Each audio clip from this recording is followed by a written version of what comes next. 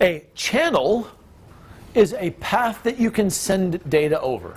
An overt channel is a path that you can send data over that you can see. It's easy to detect. It's something that's meant for the sending of that data.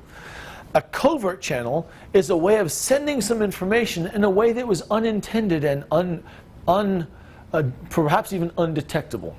So I'll give you an example.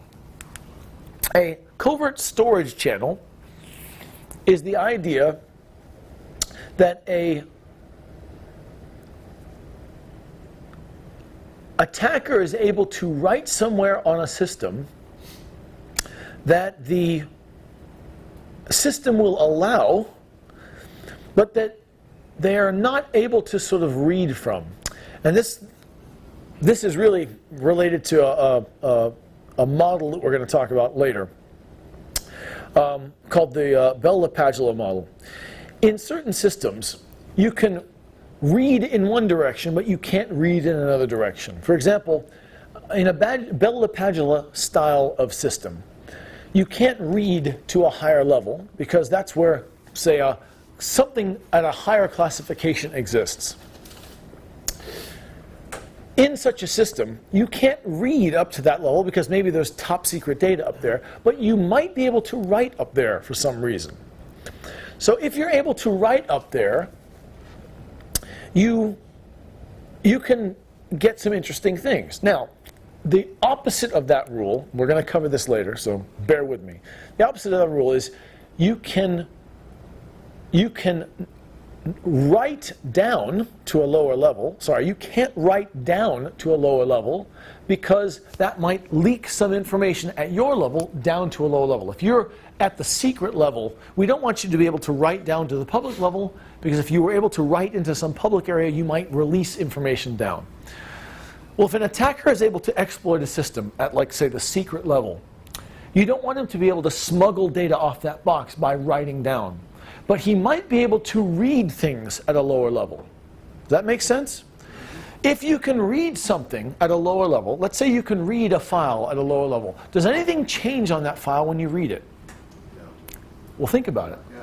What changes? Well, the access time. Last access time. The file system, yeah, right? So that, you don't change the content, but something does change. Now, if an attacker is able to set up a system where he's stealing stuff at the secret level because he's already popped the box, but the box won't let him write anything off it, but it will let him read off it.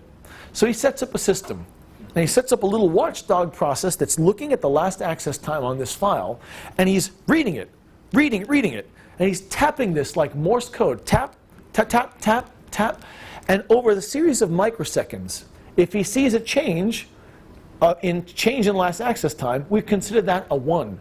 If we don't see a change, we consider that 0, and we can 1, 0, 0, 1, 1. We can slowly tap in Morse code information off of the box by monitoring the last access time and watching changes and considering changes 1 and an absence of a change a 0.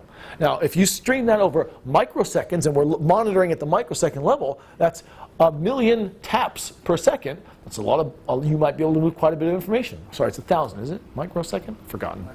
It's a lot, though. Don't worry. It's enough to actually move some stuff, right?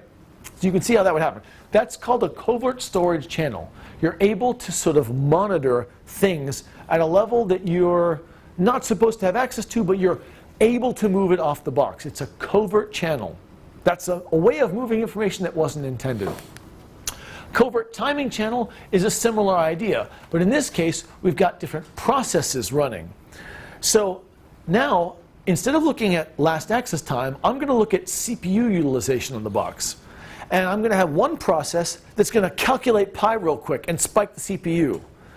And then stop. And I'm going to calculate pi, stop. Calculate, calculate, calculate, stop. And I can make my spikes the 1s and 0s now. So I will fluctuate CPU utilization as 1s and 0s, and I will monitor CPU utilization from somewhere else, and that's how I can send my 1s and 0s to move some information off the box. That's a covert timing channel. Now I'm fluctuating CPU utilization.